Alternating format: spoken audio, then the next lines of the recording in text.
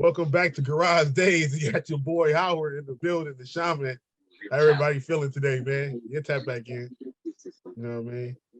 How you feeling, Chop? How's everything going on your side? Hey, it's been a cool day, bro. I've been busy, man. I've been running around. Yeah, I just had a long day, bro. I mean, went out for tacos with his cousin, went to the driving range for a couple hours, and now I got this. So it's just, just a lot of heavy lifting today, boys. A lot of heavy lifting. Try it for free at Freestyle There you go, right now. You back. I'm gonna tell him I just did the intro. Pick and roll, Kobe. Pick and roll like Shaq and Kobe. We ain't gonna never leave our homie down. You feel me? We at war. Yo, my bad. I'm back. Make sure this. I picked you up though. So look, you can just tap in with the question. We already did the introduction. Oh shit, we rolling then. Hey, let me tell y'all, man. Watermelon Kool-Aid with some goddamn Ciroc. That shit fire. So just putting y'all up on game, man. That shit good. But anyway, let's go ahead and tap in, man. So first question of the day. There's been a lot of speculation, a lot of talk about Deion Sanders meeting with different coaches and different institutes. I'm not coaches, but different institutes about possibly taking other jobs. So the question is, what is Prime impact on HBCUs, and if he were to leave? I personally don't think that he would ever really truly consider the University of fucking Colorado or South Florida, especially that those two aren't even in major divisions and major conferences in football. But it's still, Bleacher Report reported, so they have some value to what they say. So maybe it's a bargaining chip. But what do you guys think? Man, I don't think Prime going nowhere, man.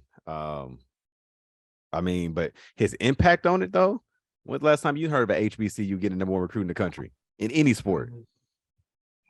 Or having so many damn ESPN games. He's the reason that HBCUs as a whole having ESPN games. You know what I'm saying? So absolutely. That's why I don't understand, bro. Like there's this whole thing. Like I ain't gonna go down this road, but Black people, we just got to do better, bro. It's never about like empowering, uplifting, or bringing positive light. It's first thing we say is, oh, you ain't swag, or you ain't Black enough, or you ain't this. And it's like, bro, like I've brought so much attention, right, as Prime to HBCU football that has never gotten this much attention. And what y'all try to how y'all justify this by saying I ain't swag? Bro, are you fucking serious? And it's not just the coaches, it's the fans. Like, everybody record everything these days. So if you listen to when they play against Southern or Howard or whomever they playing against, and the fans in the stands, these bitch motherfuckers, these like, damn, like it's so much hate. And I'm not saying not as a player, as a coach, that you don't go out, you don't prepare to your fullest ability, that you don't go give your all. But it's a different type of hate. It's legit the crab in the barrel mentality. Like, bruh, all the exposure, instead of being like, you know what? Shador is going to be a first-round pick. They got about 20 other NFL prospects. Let me go out here and ball out against these because the scouts there watching them. So I'm going to, do it. Ain't that, though. It's more so I hate these motherfuckers. It's a whole different ball game. Bro, you know what's crazy, bro? Is like, based off what you and she just said, we always say, like, oh, I wish our schools or our culture would get the limelight. Right? That's what we say. That's what we ask for. Somebody comes through and actually do it. And then you shit on them. Mm-hmm. You know what I mean? Like, Deion approach ain't for everybody. But like me and she was talking about earlier, just walking and just being you and walking in your own light. Deion got so much confidence, it rubbed people the wrong way because they're lack of. You feel me? When Deion come through, Deion coming through. You gonna know Prime done came through, but Prime been the same way since Florida State, high school, Atlanta, that team up north in the Bay, and the Cowboys. You feel me? He's been the same way. And so I don't get it, bro. Like, we needed somebody radical like Deion to shine a light over here. And now that light is shining, and I don't think Deion gonna leave. He can't leave. You feel me? Not all the shit that he talked about. You feel me? He talked about doing with the HBCU. So it'll hurt. It'll hurt if he leave. But with all that said, I just can't believe us as people, bro. We always say we want this, and this dude come doing it, and now people start hating. But what do you really want? Or you just want to talk? You ain't about that action, obviously. And I hate when we shit on our people, bro, but we gotta do better. But how he doing it though is what I rock with. You know what I'm saying? Like, you've heard of Anthony Pierce, the linebacker for the Giants. Yeah. Antonio Pierce. Antonio Pierce, he coached at Long Beach Poly. You know, I'm just, this is what I've heard, that he wasn't really there. He wasn't really committed. It was just more so a name that was associated with the program. You know what I'm saying? But Dion is running a program, like hands-on, built from nothing. And to your point, Howard, like this is motherfucker, this how you thank me? You know what I'm saying? Bro, like, I want to get to Brandon, you got to hand up for a second, but have anybody, I mean, I've never been to Jackson, but my wife's people is from Jackson, Mississippi. It Man, is a you've been to terrible Jackson. place. It is a terrible place. It is probably That's the the point I'm worst making, place bro. in America. Like, he's bringing Terrible. notoriety there, bro. Like, come on, Jackson, y'all. Mississippi is terrible. But that tap in, B. You got to unmute. I got you. Dion has put them on the map. He put the whole HBCU on the map for all the right reasons. Like he's bringing all type of money into the programs, all the HBCUs. He getting donations from all type of different people from all the HBCUs, not just at his school, but for all of them. They getting all type of publicity that they have never gotten over the years, stuff like that. And then for that coach to come at him saying, "You're not swag." Okay, but so you swag, but what have you really done for swag like he did? I mean, He's Deion Sanders. He's Deion Sanders. And he's bringing in people he's bringing the number one recruits just because his name alone. He don't have to do anything else. He's still bringing people in. He's bringing names in. He's brought so much publicity, so much money, so much youth, so much everything. He's brought that program. I mean, he's not even, and he's humble. He's humble doing it. Like He ain't that, but you know, I'm about to say, I don't know. I will put you up into that humble part. By his standards, his players love it. You know what I'm saying? His players love him and stuff like that. They respect him. And other players around him in the HBCUs looking up to him, even other players on the other team looking up to him, like, it's prime time. It would hurt for him to leave, yes. But I mean, he can get a job anywhere else. He don't have to go to no Colorado State. I'm still like baffled that Florida State didn't hire him in the first place. So when you say get a job anywhere else, he tried, and that's why he ended up at HBCU. Yeah, but Florida State but now he can. He can go anywhere, especially with the job that he's done. Not necessarily, because a lot of the boosters, see, this is what we still forget about football. It's still ran by oil money for the most part, especially in the South. And a lot of oil money is they look at Dion as, I'm gonna say what it is. We can't control this nigga. So a lot of them is still on some, I don't care what he is, who he is, what he can do. We don't need him. We don't want to touch him. But I agree, he could get, there's plenty of jobs. With his placement job, one he can get though. Don't get me wrong. Florida State is a job he definitely probably will get offered as soon as So yeah, that'll be the only justification for me. Like if it ain't Florida State, he can't go nowhere else. Yeah, I agree. Yeah. I agree. I agree that to me and get a pass. Yeah. Facts. See, Florida State he can go because it's alma mater, and then they're bringing that type of championship pedigree back to them, what they want and they need. And you know what I'm saying? Like I get that they still got the oil money and stuff like that, but with them winning, they'll bring so much money into the program, stuff like that. Now if he go to Florida State and he does turn him back to the championship pedigree, he will get offers from like other schools, like the bigger SEC schools. But I would stay there. I'm like, the state of Florida. That's where almost the second best high school players come from. That California and Texas are the best high school players to come from. So I mean, I don't even know why people be leaving there. That's Florida State that's a gold mine.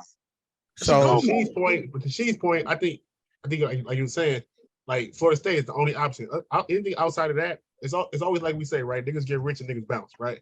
Like somebody got to stay in the hood to show niggas that you can actually from here too, and you can actually get it too. So let me ask y'all: do you give him a pass if he go to Bama? No, nigga. Okay, I'm just asking. If you go to, I would want to go to Bama. I don't want to. I would rather him go to Florida State. Brandon, yes or no? Would you give him a pass or not? Don't you over there like? Would I give him a pass? Yes or no? I'll give him a pass. I'll give him a pass. At Bama, there's no ties there. What say you, She? What say you, She? I'll give him a pass. I'm not giving him shit. Facts, bro. Like that's my thing, bro. Like you have no allegiance to Bama. You have no allegiance to Nick Saban, and you're going to a pretty much ready-made thing, right? And that's cool. I guess he's entitled. But what was all that he was talking about the black community? Because it ain't that in Tuscaloosa. You're right. But and I'm gonna say this, just playing devil's advocate. At some point, if you keep fighting for the black community, but they steady getting on TV talking shit and That's running. true. That's true. At some point, what if people like, you know what? Fuck this. Yeah, Go yeah. back to no TV games. Go back to being how y'all was. That's the And reason. we That's the talking like reason this, why I I be give him, like, man, and that's the reason why I would give him a pass because of that stuff like that. Because y'all talking about he ain't sweat. Okay, fine, I'm out. And then once he's going, they're gonna miss him while he's going. They're gonna be singing Drake song. You gonna miss me a little when I'm gone. You This know is what I'm the saying? thing too. When they show other players with the seemingly hate for Dion, pre-game and post-game, those same players, mark my words, because this shit happens all the time. Come March, come April, they're gonna be, hey, Coach Prime, can I drive down and participate in y'all pro day? Can I come run my 40 with y'all? But Yep. right now they're doing this. But watch and see, they're gonna be calling Dion needing favors soon. Cause that's how it is, especially HBCU. You lucky if one or two scouts show up to your pro day, depending on who you are. Most HBCUs, like normally what a Jackson State would do, they on the phone right now calling Mississippi State. Hey man, can we drive up and participate with y'all? And then they might still say no, but they might look Right. at them like, I got room for 4 of y'all to come participate. So now they don't have to do that. They could go to Dion, but you'll see though. Howard, go ahead. I see what your hand raised. hey, y'all ever been on the job, right? And the job had a certain culture, right? And then they brought somebody in there that just raised the level. And then the people that were so used to the old culture just talked so much shit because they didn't understand that the level now has to be changed. And if you're not going to compete or move at this level, you're going to fall by the wayside. That's what's going on in SWAC. It was moving and doing a certain way for so long. Deanna came through to raise the level of competition, to raise the level of awareness, making niggas got to actually go work. Now, Hey, Howard, you got a Go ahead. TV on? You got a TV on? oh, that's the fan. That's right. It's over with now. But or is that you? Mute it when you on let me mute you. Go ahead. Y'all feel me though? You feel what I'm saying though? Like he's raising the level so high, and now they gotta work. You feel me? In my opinion. Oh, go ahead, Sheet. You're on mute. I'm just confirming what H saying is facts, man. It's people get so comfortable with being second rate or second tier, and then when the expectation rises, now it's like, oh, they don't like me. You think you better than me? No, I'm just working harder than you. Period. And that's it. Right. Just came across my screen. I don't know how significant it is right now, but Tom Brady and Steph Curry and others are facing widening security investigation over FTX crypto fraud. Yep, I seen that. So just something we'll tap in probably next week, but something just to monitor. But yeah, did anybody else want to chime in? I see Dale jumped on. Don, what up? Cedric, Mel. Anybody else want to tap in? It doesn't have to necessarily be with Deion Sanders, but probably just us as a community. How we say we want one of our own in a position of power, a position of authority, or a position to impact change. And then when we do, we criticize them for everything, or we hate on them for everything. I ain't got nothing to say really. I think I heard y'all talking about Deion. I didn't know where y'all was at, so that's why I was just kind of listening to kind of catch up. But honestly, I don't have a problem with Deion in the swag. I mean, my only question is if he wasn't Deion, would the Jackson State be having that hype? You know what I mean? No, like, of course getting not. all the dudes because he's Deion. Right. Yeah, and it's okay. dudes because he's Deion, and that's how it works. Yeah, they getting paid off their name, image, and likeness now, right? Deion getting recruits there off his name, image, and likeness. It is what it is. Shit. Yeah. Hey, Corey, Like, correct me if I'm I don't have a wrong. problem with Deion. I thought he was good for the swag. Yeah, I agree. He is good. Correct me if I'm wrong. Like, didn't Deion have to fight for that Jackson State job? But yeah, so this is that right. That's what I was gonna tell B. So people forget or probably just didn't know. But Deion actually wanted the UCLA job. But Did he? probably about 4 or 5 years back. So and he wasn't even to be a head coach at the time. So I remember because when he was on NFL Network, him and Steve Mariucci was on there and they were talking about it. Steve Mariucci was probably going to take the head coaching job. This is right after Carter left. But Steve Mariucci wanted to bring Deion on as his D coordinator. And people was telling Deion, no, you got to pay your dues first. You got to be a position coach first. You got to do this. And Deion looking, as rightfully so, especially when you just see Jeff Saturday, ain't never coached a day of his life. and get a head coach. Dion, like, what? I know more football than, but I gotta come pay my dues and do this. And so shit fell through the cracks. And Mariucci didn't take the job because him and Dion, I guess, are like this. Yeah, but it was a whole lot of things. But so yes, Dion had to fight for this job. This ain't the first job Dion interviewed for, and people passed him up. Jackson State finally just gave him the shot, but people passed Dion up, man. That's what I'm saying. Even thinking about it, like as far as HBCUs, like when you think about HBCUs, do you think about Jackson State? No, I mean now you do. But before then, before No, then. What you about still you, G? In terms of football, Yeah. nah. I mean, it's only a handful of schools you go think about. And as a big time athlete, you think about them, you don't consider them. Right. I mean, have Jackson State had their fair of NFL Hall of Famers? Yes. I mean, from Walter Payton to Jimmy Smith, like they had some big time players. But when you think about HBCU football, I mean, I would think Tuskegee before them. I would think, oh, I see you with your hand raised. But I would think Tuskegee. I would think Morehouse. I would think at the time, to keep it real. Nah, I'll probably get them not over Mississippi Valley State, which right, in the same, and they back, same state, but Jerry Rice, Mississippi Valley State. So there's a lot of teams I would have thought about. I'm going D2 before I'm going D2 before I go HBCU. Yes.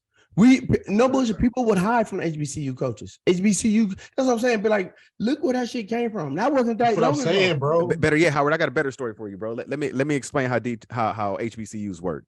I'm getting recruited out of JUCO. Is it story time? It's a story time. Quick story. This is how I met Dale. This is how I met Dale. On a recruiting trip, right? Okay. I get an offer from Elizabeth City State, which is in North Carolina. Mm-hmm. I take anybody to play sports has been recruited. They know that first weekend of recruiting, if they ask you to come out on an official visit, you're the primary guy. Like those are the people that they really want. Everybody else kind of just fall in behind that. So me and Dale go to West Texas. After that, West Texas offer us. Elizabeth City say, look, we really want you a scholarship. We really want to give you a scholarship, but we ain't got enough money to get you out here. So you got to take us at our word. We in North Carolina, we in the middle of nowhere, but we got a full ride for you. Right. What kid from the inner city taking that? Right. What kid from Carson, like, you offer me a full ride, but you can't afford to get me out there for 3 days? Right. So Right. HBCUs got to get it's just weird though, bro. It's just when we talk about it's just weird, man. We can talk about that offline. Go ahead. Yeah. I chose the HBCU over. I'm sorry, y'all. I chose the HBCU over West Texas A&M, where I met Sheed at, and it was a better fit for me. You know what I mean? So I mean, tomato, they each his own. Yeah. But they also flew his ass out there though. Don't get that twisted. But look, I'm also gonna say this: what she's saying, and if we can leave it for a different day, and then Brandon, I'm coming to you. But it's something we definitely need to talk about because HBCUs, it ain't, unless you got a coach or a coaching staff that's looking out for you, it ain't even a HBCU full ride, ain't a full ride like everybody else full ride. It's more so Grant. Yeah.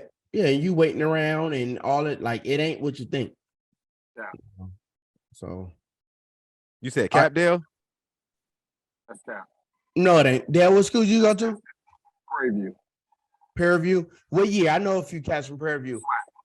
Swag. 2005, 2006. That's Cap. 2005, 2006. What's Cap about it? What's Cap? They offering grants. If you the dude, you getting scholarship. But that's every school you go to, no matter what sport you play. If you a dude, you gonna get full ride. If you a mediocre poop butt, you come out there, they like, we got a 50% for you. We got a 35% for you. Anything in the swag, I know they giving you full ride. You misunderstanding what I'm saying. Yeah. You getting a full ride. That's not what we're saying. You getting a full ride, but the full ride is going to be probably centered around whatever Pell Grant money you get. So the program probably gonna come out the pocket saying like, okay, well, we only gonna pay for books because the nigga come from a broken home and he ain't got no money. So it's a full scholarship, but you was gonna get most of that through financial aid anyway. Or you waiting on that financial aid check. Well, I got a financial aid check and I didn't have to pay for nothing. So you got a financial aid check before you step foot on that campus? Yes. When I got on campus, I promise you, brother, you 1 in a million because you are 1 in a million. I think it was at the beginning of every semester I had a check and I didn't have to pay for books, housing, or nothing. No, you don't have to pay for anything. I'm saying you get the full ride, but what I'm saying is most people experience they have to wait they probably 3 weeks in, and they still living. Everything is free. But I'm saying, like, that check ain't came yet. They probably credited some to somebody, and I mean, I don't know. Okay, maybe Prairie View is different, but I know at Jackson State is that way. I know that for a fact because I know Deion Sanders even went on. I could pull up the interview right now when Deion Sanders is mad, saying I ain't about. gonna lie to you. I ain't gonna lie to you. I had to wait till school started to get my check. I didn't get it when I got off the plane. So yeah, my That's bad. what My I'm bad. saying. Hey, he got real interesting real quick. Wait, No. No, I just thought about it. Like I had to wait till school started because we got there 3 weeks before school started when camp was going on. So when school started, I got a check for $2,500. Hey, you say it like that's a lot of money. Back in the day, well, hey, you get that financial aid, D. Hey, you eating good, huh, D? That wasn't a lot of money. Come on, she. $2,500 ain't a lot of money. Well, I thought it was the man. Hey, you can send me 25 right now. You shouldn't me? You're bullshitting. Well, what say you, B? What I was saying, like, when I was tapping in on some of the HBCU schools that was like in football back in the day was like Grambling. You used to always see them Grambling and Southern, especially when that Southern Classic. But Grambling was always good because Eddie Robinson was the most winningest coach in, you know what I'm saying, in school in history. Right. So they was one of the top schools in HBCUs. They used to get some players that may go pro a lot of time. You get one, you get here, you get some here and there. It wasn't that many, but like they was the ones that I knew. Them, Southern, Prairie View, I knew. It was Alcorn probably. Alcorn State because of Steve McNair. You know what I'm saying? like you get some of those that you know because of certain players and stuff like that you see. So them the ones that I know back in the day were like now this Grambling ain't been nothing. Like none of them have really been too high. You know what I'm saying? So it's like so now that when Deion go back to being in the SWAC, which I like a lot, you know what I'm saying? They're getting the publicity again. They're getting more than they were before. You know what I'm saying? So and I remember people forget like Deion was a high school coach and stuff like that. And he took his high school team to those championships when he was doing too. So for people to pass him up, was to see what he did at the high school level, soon as you brand new coach. I mean, it doesn't matter. You're a football player, but being a coach is still a hard job. You know what I'm saying? So like remember when Antonio Pierce had took over at Poly and stuff like that. You know, even though it was his name, he still had to be coached, but I mean, he still had to go against the upper echelon like the modern day State John Bosco, which you couldn't compete with at all. Which no one really can, but I'm saying, but the way Deion took in it when he went to his high, as his high, to the high school and won championships there, he did an excellent job. I mean, he should have got an offer at another college, but I heard what you said. I didn't know about that. That's crazy. You know what I'm saying? So, I mean, Deion deserved to get another job at another collegiate level, especially a high end one. If they were smart, they would do it. But like you said, they can control them, so they don't want to do it. Give them that. It's crazy. Yeah, but I'm gonna be honest. I anticipate once Shadur graduate, once his kid's gone, he gone still. Yeah. Because money is still gonna be money. As great as what Jackson State could be, they're not gonna be able to pay him. And money ain't everything, so don't get me wrong. But I think, yeah, it is everything. Let's switch gears a little bit, fellas, to something a little bit more, I guess, a little bit more serious, but something definitely worth discussing is because so many of our, in our community, in our culture, deal with this all the time. So is it better to come from a broken home or a toxic home? And everyone definition definition may vary, but I say this is what most people that I know in general would probably consider a broken home. A broken home with one parent in the household. That's more of a broken home. A toxic home would be more so both parents in the household, but, ain't nobody really committed to each other. There's probably some abuse going on, whether it's verbal, emotional, physical abuse. Ain't really no love and care and nothing like that in the house. So that's the definition we could use tonight, and you can elaborate on those definitions. But yeah, that's the question. Howard, can you do me a favor? Can you lower Brandon hand if he's off? That way I don't think to go back to him. And then anyone could go ahead and you could chime in first. I mean, if that's a toxic ass question. Um, like I'm asked to pick between two fucking evils, but I would say it's better to come from a broken home. I would assume just because I would assume coming from a broken home, at least you can identify what you didn't have, right? Coming from a toxic home, for me, it's communicating through manipulation. It's a lot of selfishness within that. It just a lot of slander and fucking verbal abuse that ain't the greatest. So again, for me, bro, I would prefer to if I had a choice, I prefer to come from a broken home. Okay. Yeah, that's a deep question. First of all, shout out to She. I just got the email. If y'all don't know, She do photography too. Quick little plug, you feel me? Absolutely. Oh, yeah. Headshots, What's the name of your portraits, family studios? portraits. What's the name of it? Go ahead, get it out there. What's the name Oh of yeah, your yeah. Hey, Creative Studios, man. It's spelled phonetically, Krietiv. Holla at me if you need me. You know, Water Week, Heavy Speed. You feel yeah. me? Hey, get them holiday pictures in. All the way through April, right? Easter, all of that shit. Get them pictures. Year round. We can do it monthly, quarterly, however you want to do it. Mm-hmm.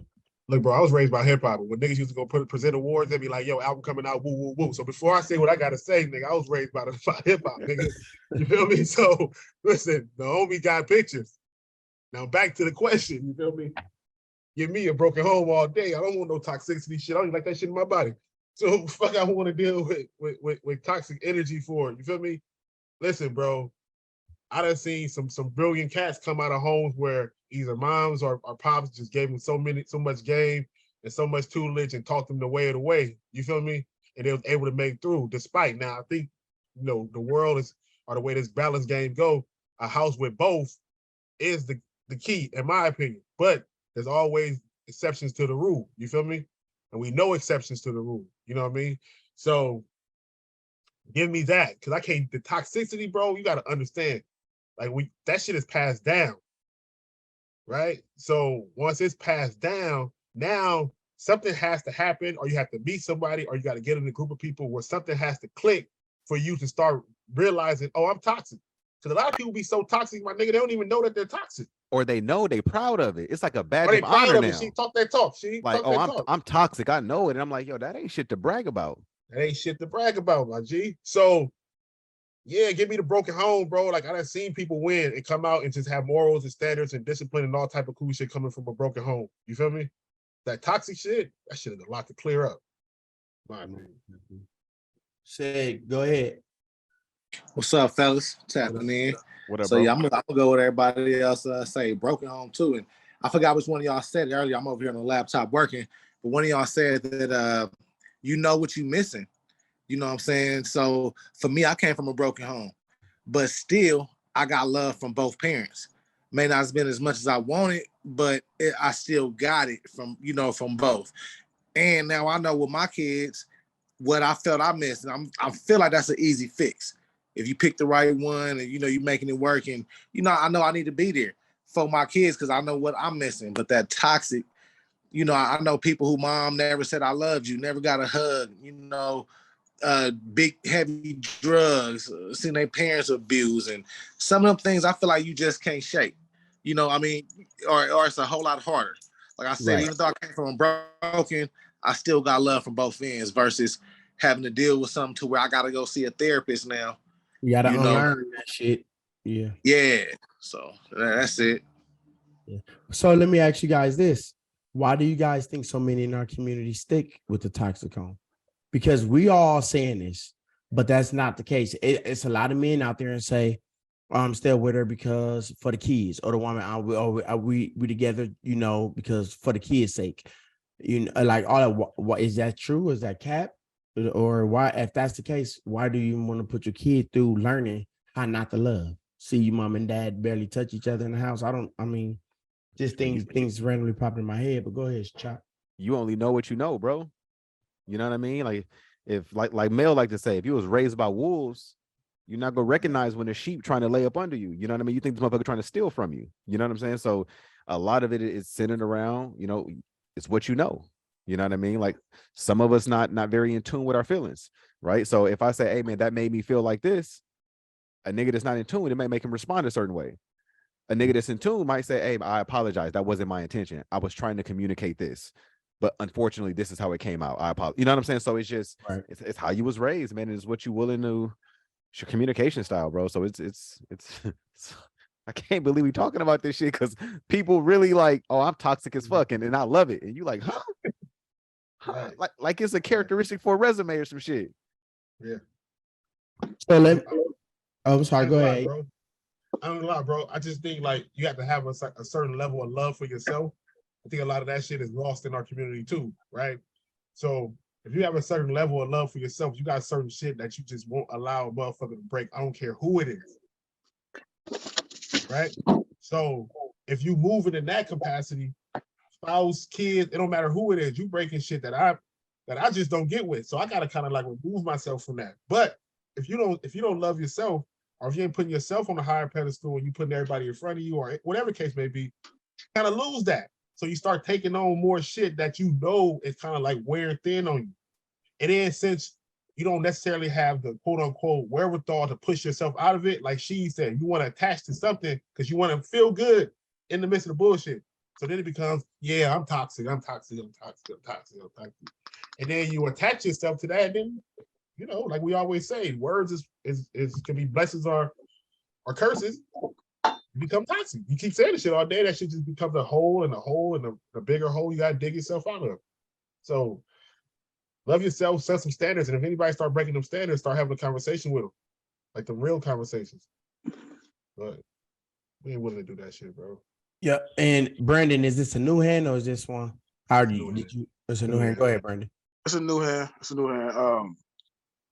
I'm trying to see because like I didn't say my house was toxic, but my parents, I had both my parents, and it was like part broken because they had separated, then they got back together, but they both were sick, and they kind of got back together because they both were sick, so they kind of took care of each other. But was the love still there? Was they in love?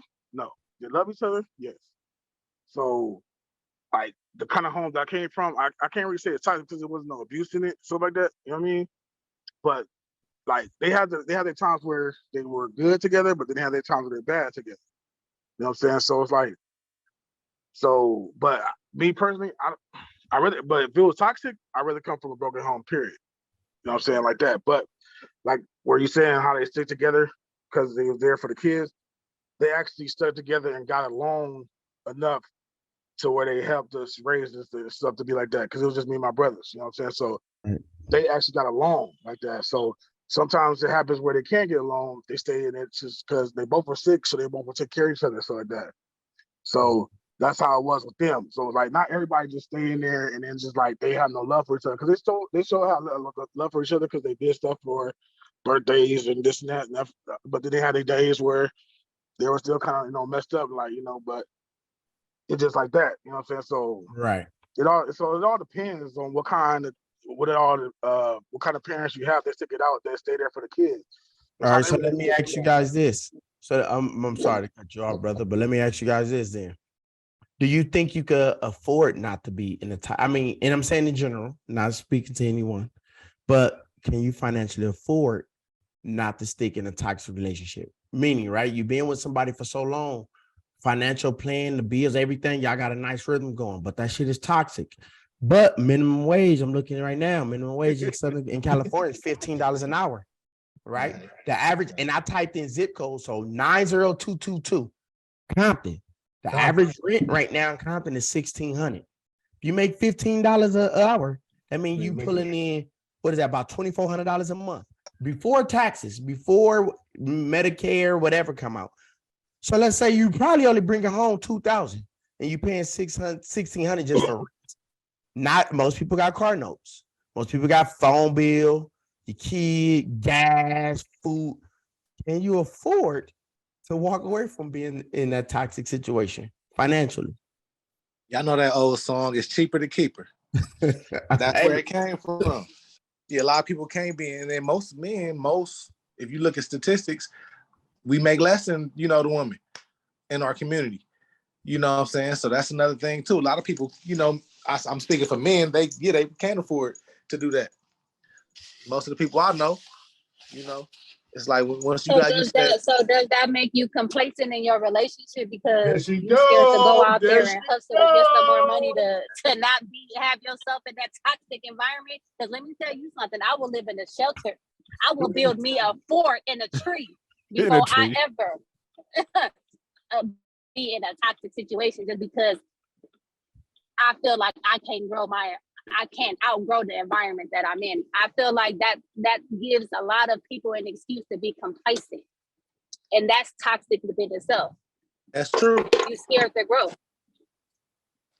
I think both y'all right. And I think it's a lot of truth to what both y'all saying. You know what I mean? Like some people are in shitty situations because it's cheaper or I can't afford this. You know what I mean? But it's a lot of people in there on their shit where they, you know what? Hey, I'm downsizing. I'm moving back with my mom, so I'm saving up. Right. But in 6 months, I'm a new motherfucker. You know what I'm saying? Mhm. Listen, Exactly. listen, Like listen. I rather just like forget it. I'm about to start over. Cause why try, be in a spot where you pretty much like you so down all the time and stuff like that. You so down, soaking, you bad off and stuff like that, pretty much miserable. And you're gonna be just living there being miserable and stuff like that. And then you can get depressed. Depression is a disease itself. You know what I'm saying? So you're just gonna be just living there and getting miserable and being depressed just because you can't afford that, man. You better get out of there, go, figure out something else and stuff like that. You try to get your own, start over. That's what a lot of people are afraid to do. A lot of people are afraid to start over. That's not, you can't be afraid to start over sometimes. You just gotta, you gotta suck it up, you gotta do it. A lot of people are afraid of being by themselves, period. Mhm. Here we go, Mel. Say it Because again, then Mel. you have to be too vulnerable with yourself and really depict who you are as a person. So you feel completed when you're with just anyone. Mel, Even if part. that person doesn't align with who you are.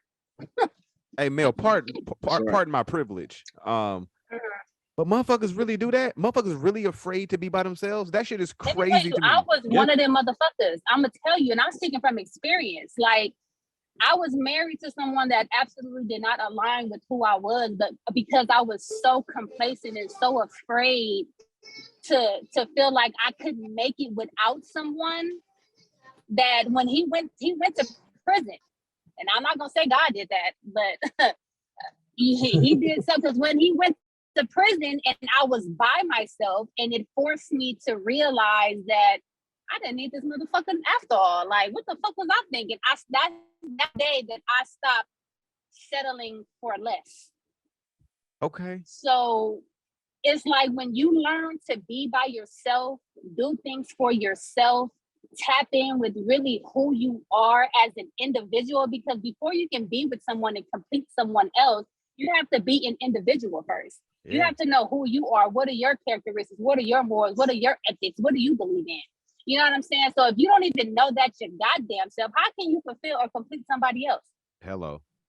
Yeah, I'm You with cannot. you. I'm with you. And so I was like that, running from relationship to relationship because I was scared of being by myself because I didn't know who the fuck I was. I didn't. I didn't know who I was until I was by myself. And then that is when my life started excelling. Like, I promise you, I graduated college. Let me tell you, I am the second oldest of 17 kids. I had 4 siblings go to college. Yes. I had 4 siblings go to college before me. And let me tell you, I am the only one that finished. And I'm in my master's program right now. None of them other niggas couldn't even get an AA, a bachelor's degree, or nothing. So it's like, it don't matter how you start, but and how you finish. But what most important about the finish is the values that you standing on. I'm never ever, I will be by myself before I ever allow anybody to come to me less than what the fuck I deserve. I don't give a fuck who is.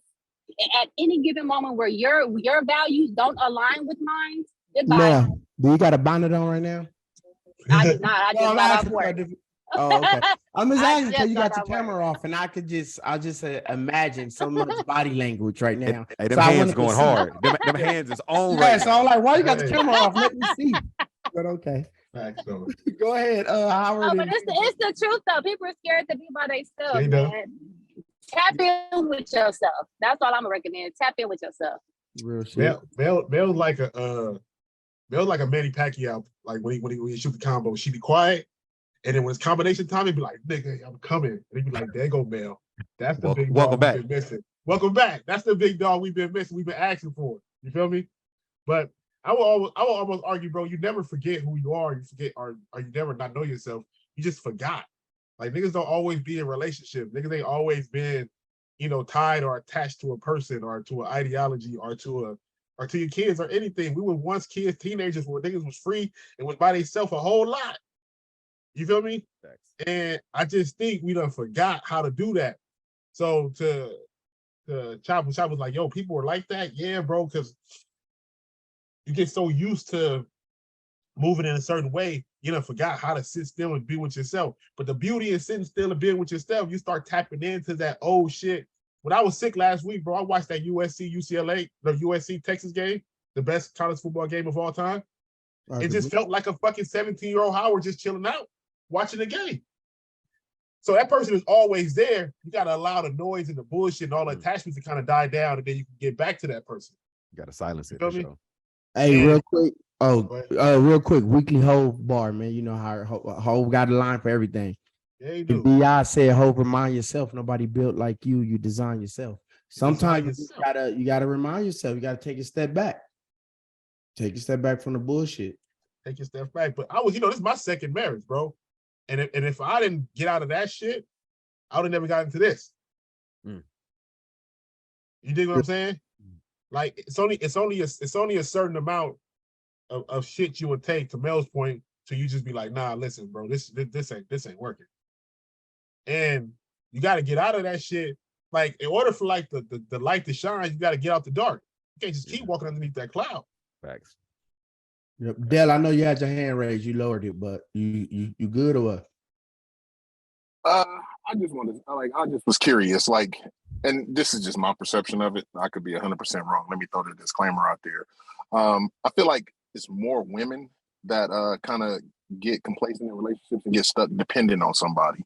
You know what I mean? I think men per se, and when I say that, I'm saying from an aspect of, like, I just, and I can only speak from my experience. You know what I'm saying? Like, when it was time to go, it was time to fucking go. You know what I'm saying? Me and my kid's mother, when we was sitting there beefing, I was the first nigga out the door. Guess what? You can keep all this shit. You can have that. I pay whatever I got to pay. I'm gone. And I started from the bottom. You know what I'm saying? But, like I said, I think a lot of times, and I've seen that, and the reason I'm saying that and is from my experience, because I've seen, like, I have a family full of women. And I've seen these women being in these relationships, depending on these dudes, you know what I'm saying, versus the other way around. You know what I'm saying? So that's why I said, from my perception, I've seen it where a lot of women get complacent in those relationships, and not even complacent. They get comfortable and they be afraid to be by themselves. You know what I'm saying? I ain't saying men. That's what, let me clarify. Men, I feel like, aren't afraid to be by themselves. I feel like men can bounce from woman to woman and no problem. You know what I'm saying? Because that's the nature of man for the most part. Right. But I feel like a lot of women have that fear of being alone over men. Let me say that's what I'm trying to say. Men have less of that fear of being alone than women do. That's what, just my personal opinion. I wouldn't say. Well, I wouldn't. feel like I wouldn't you say. kind of contradicted yourself, because you just said men bounce around from woman to woman, which means that they're never really by themselves, right? No, I'm saying men can bounce around from woman to woman having sex and don't have no attachment to their ass, and they gone about their business. A woman is the person that's emotional and needs from that. That's why I said it like that. You know what I mean? Like, I don't feel like a man is it needs like oh, I need her here. Sure, men, you fall in love with your wife, and it's weird, like, a man could cheat on his woman and be treating another woman like a queen. You know what I'm saying? Like, but is it the fear of being alone? I don't think it's that. You know what I'm saying? It's almost like, that's why I said I don't think men have that fear of being alone. You know what I'm saying? I think more women have that fear than men. That's why I went back and corrected what I said. Like, I feel like women have that fear more than men do. So what would be the difference, right? And I agree, right? And I'm as I'm hearing you speak, I'm thinking about, just for transparency, like some of the shit that I see my mom endure as a woman, right? And I'm just thinking about it as like, damn, maybe so. But what's the difference between what we're speaking to and a man that doesn't work, doesn't provide, living off his girl, but really unhappy? Is that the same thing, or is it because he's benefiting from it? Do we view that differently? I ain't gonna say I view it differently. I think that's a sorry nigga. You know what I'm saying? But like, at the end of the day, I like, if he's benefiting from, and he's afraid of losing that as opposed to losing her companionship. And that's what I'm saying from an emotional aspect. I feel like women have more of an attachment because women are emotional creatures. You know what I'm saying? They're emotional creatures versus a man. I don't feel men are as emotional as women are. You know what I mean? And that's why I'm saying, like, if a dude is living with a woman, he's afraid of losing that. He ain't afraid of losing her. You know what I'm saying? Gotcha. So I'm speaking from that aspect. Makes sense. And just to clarify, well, not to clarify, just throw 2 cents in. I definitely think men are just as or even more emotional than women. It's just that society has taught men to hide those emotions. Just my 2 cents. I almost would come back with you on that. I almost would come back with you on that. I think society has taught males to be emotional. Oh, but now new that society. Man, yeah, new society. New society has taught males. But I'm still talking about the current, most men right now. But go ahead. I'm sorry. No, just I think we might be saying the same thing, but I believe this is my perspective. Males, we feel emotion. Like, don't get it fucked up. I just think it's the reaction that draws the line. Do we react, or how do we use the emotion? Right? If there's a negative situation, if you can flip it and turn it positive, are you doing that? Right? And this is just my perspective on the whole thing. Me and she talk about this shit extensively every once in a while when they ain't taking pictures and trying to be a Morehouse man. You feel me? But shout out to the house. Shout out to the house. When we have these discussions, though, I think you tell me if I'm wrong. We disagree because I tell him sometimes, like, yo, we should have the emotions, but the difference that, in my opinion, that lies between the feminine and the masculine is that the masculine has to sometimes keep that shit inside and don't react to the shit, because the reaction can lead you to places where you don't even want to be in. I agree 100%. And I remember on The Godfather, right? And he told him, like, yo, children and women can afford to be careless, men can't. Right? And I remember listening to him say that as a kid, like, damn, that's a cold ass statement, right? But if we lose our emotions and shoot somebody, slap a woman, put our hands on somebody, can't afford that. I can't afford it in this house. I gotta be here. So I can feel that anger, but I better not act on that shit, because it can go somewhere it don't need to be. And prime example is like when say a husband and a wife get into it. If your wife come at you and she's screaming and yelling and beating on you in your chest and, you know what I'm saying, going off on you, imagine if the roles is reversed. You know what I mean? Like, you get mad at her, now you coming over there beating her on her and her, you know what I mean? Like that's two different worlds. You know what I mean? Like, that's a prime example of what you talk about right there. You got to be able to control your emotions versus a woman don't have to control her emotions like that. She do, but I mean, if she don't, it's not frowned upon. It's not looked at. Like, first thing we gonna say, we all in this room probably will say, oh, he a bitch, he a hoe, he had to beat that woman up. A woman get mad and start beating on her dude, like, I can't believe you cheated on me, and boom, boom, boom, KOing him, not KOing him, but just hit him in his body. You know how women do, hit you in your chest and all that, getting mad. It's gonna be like, oh, she just mad. You know what I'm saying? Versus a dude, doing like he a hoe for that. You know what I'm saying? So you got to check your emotions. Okay. I see you looking in the sky. I'm thinking like I'm thinking. I don't have a rebuttal. I was just more so. Well, it's very, the how he explained it is very similar to how I view, if a woman gets upset and hits a man, right? Oh, some women will say, "What did he do?" Some women will say he need to keep his fucking hands to himself. But as soon as that man acts emotional, like y'all talking about, and he socks her back, right? Now what? It don't matter what you shouldn't have did that. Right. But I'm also like, you put your fucking hands on me. You know what I mean? And you ain't my wife. So these are consequences. You know what I'm saying? Some people might say it's emotional, but that's equal opportunity ass whooping right there. Now I feel you. Now I think there's always exceptions to the rule, but I just think we got to really keep our energy inside and use that shit progressively, or for the light as opposed to the other side. I just think we just have to move like that. I mean, and that's how I try to raise my son. Like, he got a dynamic relationship between him and his sister. And sometimes he be like, yo, bro, she kind of like getting away with stuff that I ain't getting away with. And I'm like, yo, bro, we take care of her. But guess what, bro? In life, she gonna kind of get away with some stuff that you ain't gonna be able to get away with. Fucked up. But it is what it is. But it's vice versa. Men get away with shit that women can't get away with.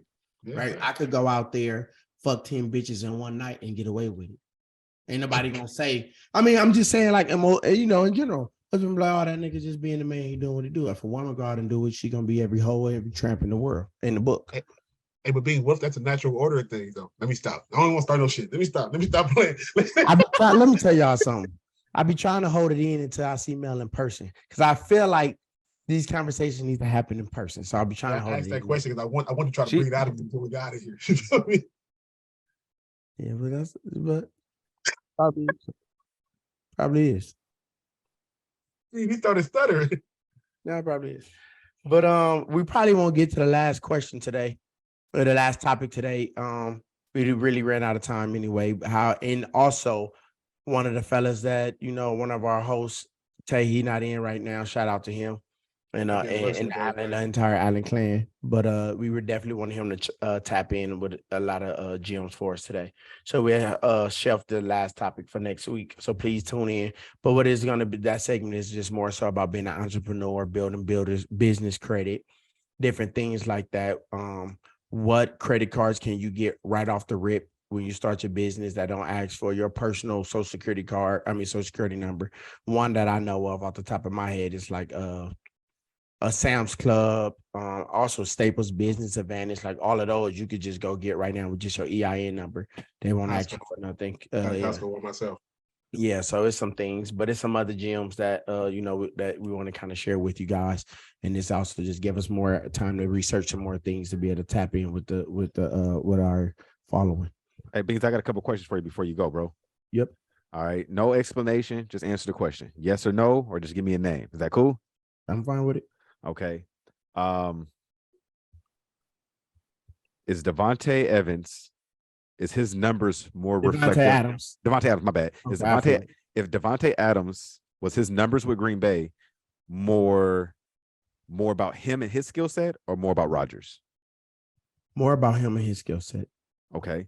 Who's the league MVP right now? Patrick Mahomes. Okay. What's the best linebacker in the league right now? That's a tough one. That's a tough one. I gotta go with Devin White. Over Nick Bolton? It's just because the way I look at things is how long you've been doing it too. Nick Bolton is playing good ball. Yeah, Fred Warner, all them dudes like Fred Warner, Nick, like they've been doing it for years.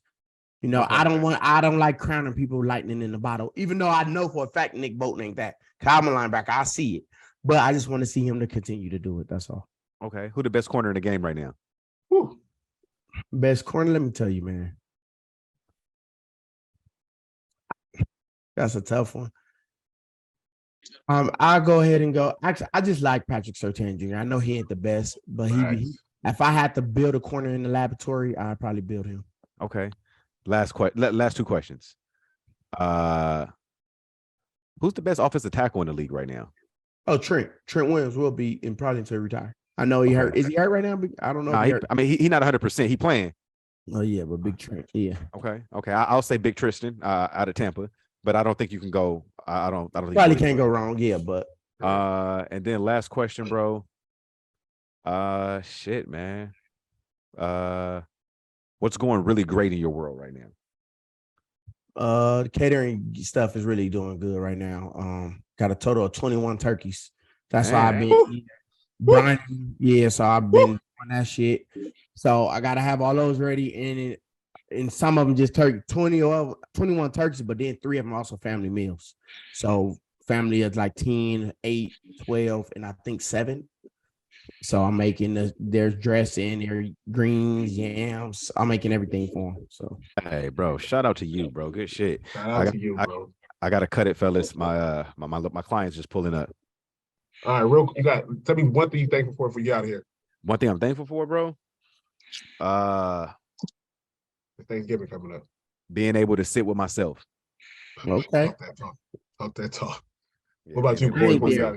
One thing I'm grateful for is just being me. I'm happy that I'm the type of dude. I know we talked about how like some people not comfortable being with this. So like I'm the type, if I'm going through a rough patch in my life, I'm gonna get my ass up and go get out of it. I'm not the type that's gonna sit in the house. I mean, I'll probably have my 1 or 2 days of crying, emotional, whatever. But after that, I'm gonna shake out of that shit. Like, all right, fuck it, let's go. So yeah. All right.